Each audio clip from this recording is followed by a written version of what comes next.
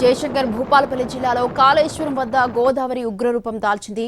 3 రోజులుగా ఎగువన తెలంగాణ, మహారాష్ట్రలో కురుస్తున్న భారీ వర్షాలకు ప్రాణహిత గోదావరి నదులకు వరద భారీగా పోటెత్తింది. దీంతో నిండుకుండను తలపిస్తున్నాయి ఉభయ నదులు. త్రివేణి సంగమం వద్ద 11 మీటర్ల ఎత్తుకు మించి గోదావరి ప్రవహిస్తోంది. 12 మీటర్లకు చేరితే మొదటి ప్రమాద హెచ్చరిక జారీ చేస్తారు. గోదావరి పరివాహక ప్రాంతాల్లో ప్రజలు అప్రమత్తంగా ఉండాలని అధికారులు హెచ్చరించారు.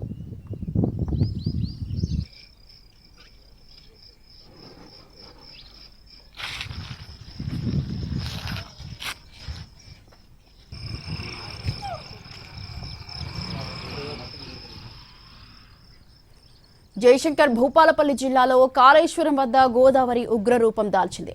3 రోజులుగా ఎగువన తెలంగాణ, మహారాష్ట్రలో కురుస్తున్న భారీ వర్షాలకు ప్రాణహిత గోదావరి నదులకు వరద భారీగా పోటెత్తింది. దీంతో నిండుకుండను తలపిస్తున్నాయి ఉభయ నదులు. త్రివేణి సంగమం వద్ద 11 మీటర్ల ఎత్తుకు మించి గోదావరి ప్రవహిస్తోంది. 12 మీటర్లకు చేరితే మొదటి ప్రమాద హెచ్చరిక జారీ చేస్తారు. గోదావరి పరివాహక ప్రాంతాల్లో ప్రజలు అప్రమత్తంగా ఉండాలని అధికారులు హెచ్చరించారు.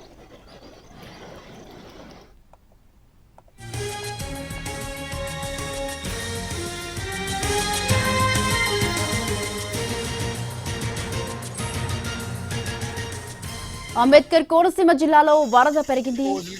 గంటిపేదపూడిలో నదిపాయ తాత్కాలిక గట్టు తెగింది. దీంతో 4 గ్రామాల మధ్య రాకపోకలు నిలిచిపోయాయి. పేదపూడి, ఉడిమూడి లంక, ఆరిగేలవారిపేట, బూరుగులంక గ్రామాల మధ్య రాకపోకలకు అంతరాయం కలుగుతోంది. లంక గ్రామాల ప్రజలు నాటు పడవలపై ప్రయాణాలు సాగిస్తున్నారు.